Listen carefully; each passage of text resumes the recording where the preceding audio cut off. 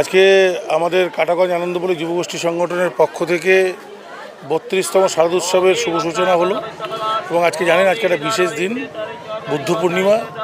আমাদের মতো আরও অনেক সংগঠন আজকে শারদোৎসবের খুঁটি পুজো করছে। সকলকে আমরা যুবগোষ্ঠী সংগঠনের পক্ষ থেকে অভিনন্দন জ্ঞাপন করছি। এবারে সম্পূর্ণ একটা ভিন্ন ভাবনার উপরে সাম্প্রতিক যে পরিস্থিতি, এই পরিস্থিতি আমাদের ভারতবর্ষ সহ পৃথিবীর বহু দেশ এটা নিয়ে খুব চিন্তায় আছে। আমাদের পার্শ্ববর্তী রাষ্ট্র পাকিস্তানকে ব্যবহার করে যেভাবে জঙ্গিরা সাধারণ মানুষের জনজীবন বিপন্ন করছে, এবং আপনারা জানেন কিছুদিন আগে পেহেলগাঁওতে পর্যটকরা বেড়াতে গেছিল, আনন্দ করতে গেছিল, এবং ভারতবর্ষের যে মান সম্মান সেই মান সম্মানকে ক্ষুণ্ণ করবার জন্য জঙ্গিরা ২৬ জনকে হত্যা করলো এবং হত্যা করার পর একটাই কথা বলল যে তাদের স্ত্রীদের যে তোমাদেরকে মারবো না, তোমাদের স্বামীদেরকে মারবো।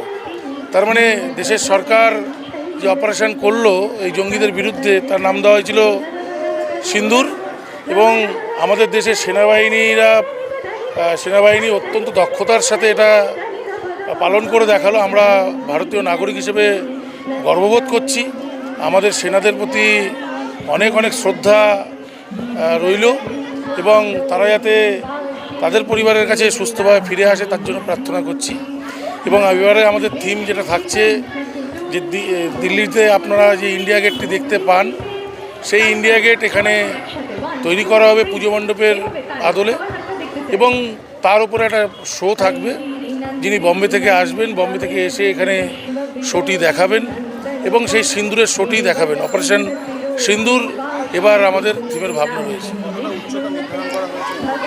মণ্ডপের উচ্চতা যেটা রয়েছে আমাদের ৭৬ ফুট,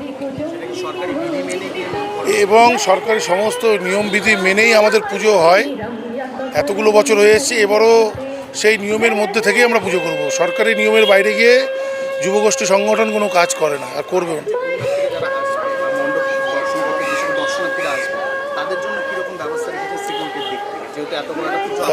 প্রথমত তো প্রত্যেক বছর আমাদের সার্ভিলেন্স টিম থাকে, এবং সার্ভিলেন্সের মাধ্যমেও আমরা দর্শনার্থীদের প্রতি খেয়াল রাখি।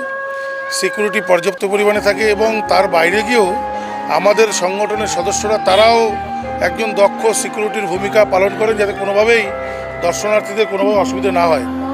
এবং আমাদের বিশ্বাস এবছর আমাদের সংগঠন যে ভাবনা নিয়ে পুজো করছে, একটা আলোড়ন পশ্চিমবঙ্গের বুকে পড়বে, এবং অন্যান্য পুজো মণ্ডপে যে ভিড়, যে জমায়েত আপনারা দেখতে পারবেন, তার থেকে অনেকাংশে বেশি সমস্ত পুজো মণ্ডপকে ছাপিয়ে এবার যুবগোষ্ঠী সংগঠনের পুজো মণ্ডপে দর্শনার্থীরা আসবে এবং আনন্দ উপভোগ করবে।